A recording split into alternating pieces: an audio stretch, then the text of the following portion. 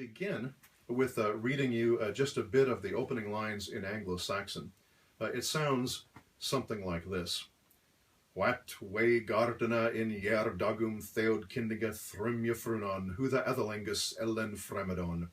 Oft shield chafing share the threatum monigum meadum meada settler oftea, exoda erlus, siddan erist wer, fersha fundan, hey thus frofriabad werks under wolknum, werth mindem da, o that him a wilch, thara im sittendra over hronrara, hieran shoulder yumban yieldan, that was god kinning.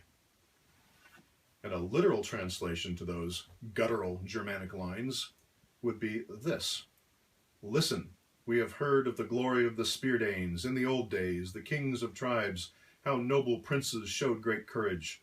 Often shield chafing, seized mead benches from enemy troops, from many a clan. He terrified warriors, even though first he was found a waif, helpless. From that came a remedy. He grew under heaven, prospered in honors until every last one of the bordering nations beyond the whale road had to heed him, pay him tribute. He was a good king.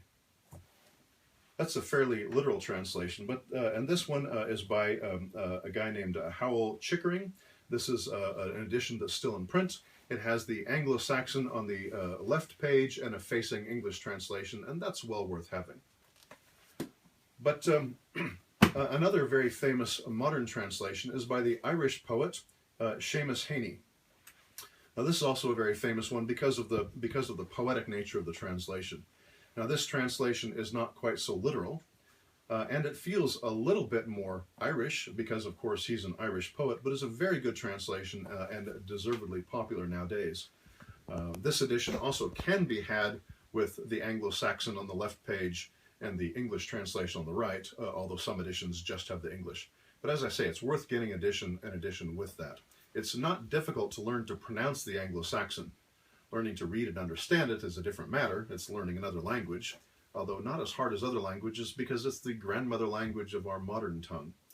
But the Seamus Heaney translation begins, reading the same lines now, like this. So, the Speardanes in days gone by, and the kings who ruled them had courage and greatness. We have heard of those princes' heroic campaigns. There was Shield Chafeson, scourge of many tribes, a wrecker of mead benches, rampaging among foes.